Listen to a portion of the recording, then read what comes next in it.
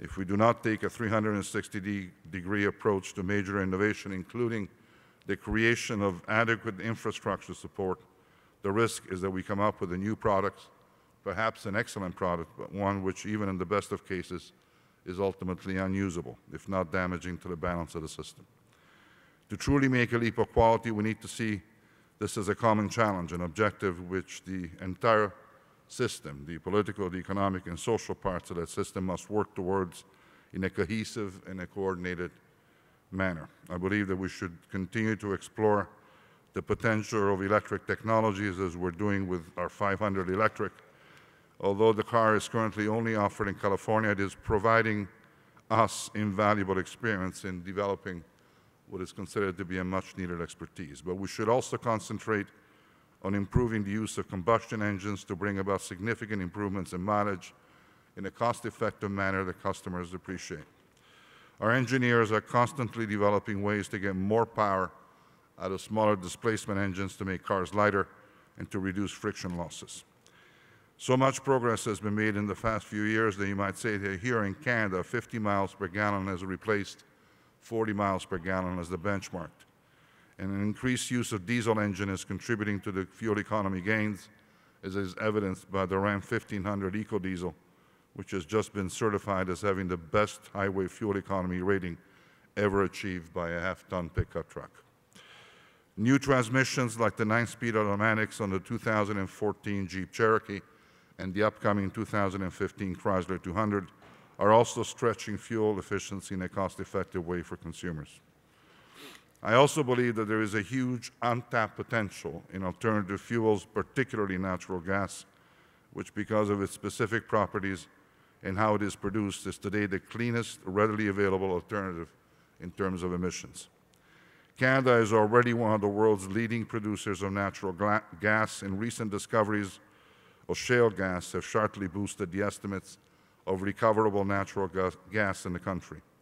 We have developed industry-leading CNG capabilities of Fiat, and it has proven effective and viable in terms of energy efficiency and emissions.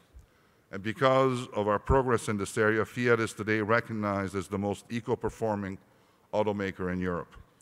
And here in North America, Ram is the first maker to offer a factory-built compressed natural gas-powered pickup truck, the Ram 2500 heavy-duty CNG. Now, developing clean running vehicles is only part of the equation. The advantage of gasoline is that there's already a well-established infrastructure to make it easily available to consumers.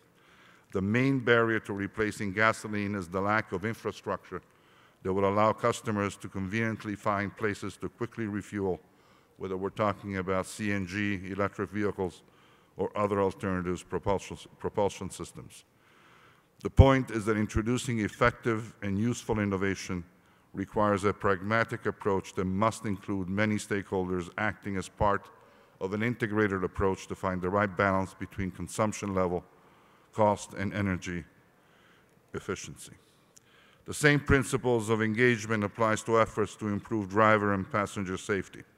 Automakers are rapidly deploying advanced technologies which make vehicles safer to drive, but with gains in safety come a host of challenging issues that must be cooperatively addressed by automakers, regulators, and other stakeholders. And these challenges include questions about privacy, cybersecurity, affordability, consumer acceptance, and liability. Issues such as improved safety and emissions are significant tests of our ability as an industry to play a leadership role in transportation for a long period to come. We will not get to an end game overnight. It will require a common and a wide effort from all players involved who will need to make tough and courageous decisions. But benefiting humanity needs to be our ultimate goal. At Fiat Chrysler Automobiles, we believe that economic success and contributing to a better world are not mutually exclusive concepts. On the contrary, our leadership as an industry is defined not just by the amount of money our companies make, but by the role we can play for future generations and by the enormous opportunities that we're able to create for our people and for society as a whole. It is this commitment to behave ethically and to improve the quality of life in society that gives merit and dignity to what we do. Now, I want to end my remarks here on a very personal note about what I've learned from growing up in this country. As you know, the 2014 Winter Olympic Games are now underway in Sochi. And in fact, Team Canada will be playing its first men's hockey game just in a few hours, and I know there's a great deal of interest in whether, I can sincerely hope they do, they can defend the gold. But the Olympic scene I remember most vividly was not a competition. It occurred at the closing ceremony of the Winter Games in Turin in 2006, when Italian and Canadian athletes marched together as a single team. To the world, that moment symbolized the passing of the Winter Olympics torch from Turin to Vancouver, which would host the Games 4 years later.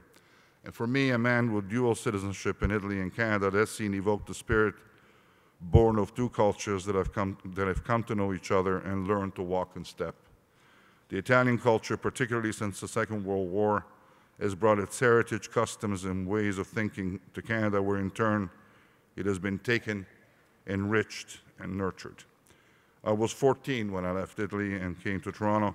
We lived near St. Clair Avenue, which for the Italian community is more than just a street. It symbolized the spirit which existed at a time when the way was being paved for a new generation of Italian Canadians. It is never easy to start from scratch in an unknown land with a foreign language to confront the uncertainties and the doubts that a new world throws at you. But all of us were helped in this adventure by something that was very precious, the open and the multicultural spirit that is part of Canadian national identity, a spirit that has enabled so many newcomers from Italy and from other parts of the world to establish themselves, start a new life, and come to call this land home without losing their distinct ethnic heritage. I learned from my experience that a true exchange between cultures produces winners and creates enduring wealth at the human and professional level. And this is why the cultural integration between Fiat and Chrysler is one of the most exciting aspects of the unification of these two groups. The Canadian paradigm for multiculturalism is the path that we're following, one that does not discard the strengths of the individual heritage. As Prime Minister John Diefenbaker said more than 50 years ago, Canada is not a melting pot in which the individuality of each element is destroyed in order to produce a new and totally different element. It is rather a garden into which have been transplanted the hardiest and the brightest flowers from many lands, each retaining in its new environment the best of the qualities for which it was loved and prized in its native land. I won't say that attaining an environment of understanding, of respect, and cooperation is the easiest thing when people come from different places with different experiences. But as nearly everything in life, the most rewarding things are the most difficult. As the automotive sector becomes more and more global, we will all be increasingly challenged to find ways to work together, to listen, to exchange ideas, and expand our horizons. The true strength and the most precious part of our partnership lies in the incredible human wealth created for our people and for our new company. I want to thank you very much. It's been a pleasure to have the opportunity to be here today.